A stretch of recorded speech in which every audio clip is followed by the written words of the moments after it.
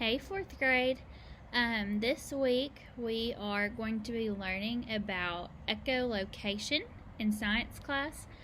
And basically, echolocation is just how animals who can't see really well are able to use sound to figure out where they're going or where they need to go or not to run into anything, stuff like that. We talked a lot in January and February about different sound waves and different types of waves that have different purposes and abilities for things. And each week we did something a little bit more specific. And so, if you remember when we took the slinky, and like the big waves meant that it was a higher sound and the shorter waves meant that it was a lower sound, we're going to go back to that. So we're focused on sound waves this week specifically.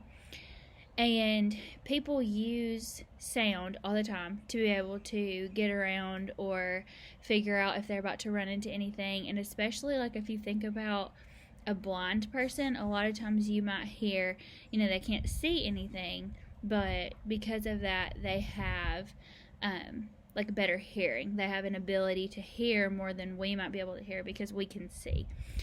Some other things that people might use that can't see really well are like putting their hands out and feeling for things while you're walking. Some people use a walking stick. Some people even have like a little clicker thing, and they can click their clicker, and it will bounce. The sound wave goes through the air and hits an object and comes back. And people that aren't able to see well can like train themselves and teach themselves to be able to hear that sound wave and know that that means that something is closer to them. Now, we probably wouldn't be able to do that. I have heard that you can train yourself to do that, but since I can see, I am probably not going to train myself to use that. But when animals use it, it's called echolocation.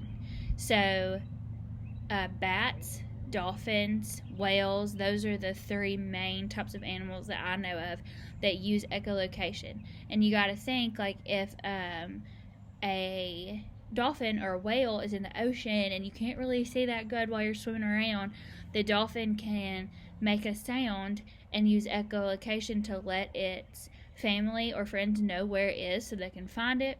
It can use it to like see if their predator or something is close to them so they know to go the other way and not swim into danger. When bats use it, they actually make like a lot of really, really high-pitched squeaky noises that humans aren't able to hear, and it'll hit an object, come back to them, and bats can actually tell how big something is and how far it is away from them just by using the echolocation, by using the echo off that sound that comes back to them.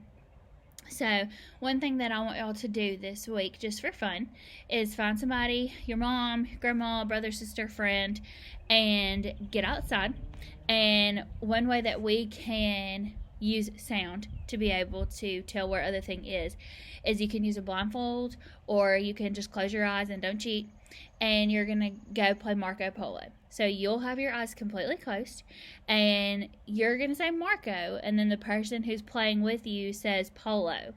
And you can't see where they are, but you can hear them saying the word, so you've got to try to figure out where they are based on what you hear.